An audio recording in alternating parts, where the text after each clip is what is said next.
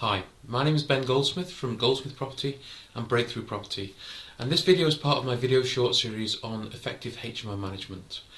And when we started doing HMOs about 5 years ago, we had a range of HMO sizes, and we realised that smaller HMOs just didn't seem to make sense financially. If you're looking at 3 or 4 bed HMOs, it was difficult really to make them work in terms of generating cash flow from the property. And it made us think at the time, what is the ideal size of a HMO?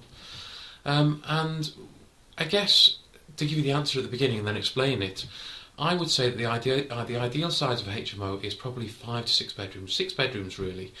I mean, what you find is that HMOs tend to have a similar overhead, so mortgage or rent to the landlord is going to be the same however many people you've got in there.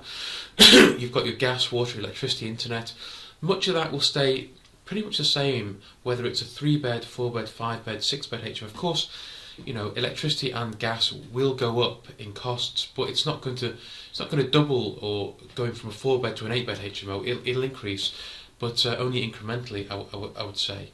So obviously, in many respects, the bigger the HMO, the better, because your overheads are divided between far more people.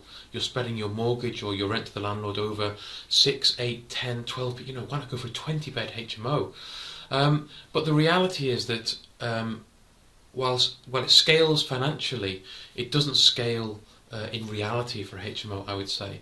And that once you get to a very reasonably large size of HMO, like 8, 10 beds, I think you tend to find there's less of a community within the HMO.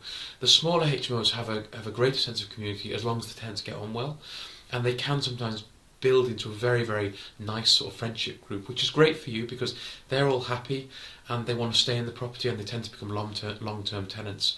If you get 7, 8, 10 people in a HMO, then you can find that people don't make that connection.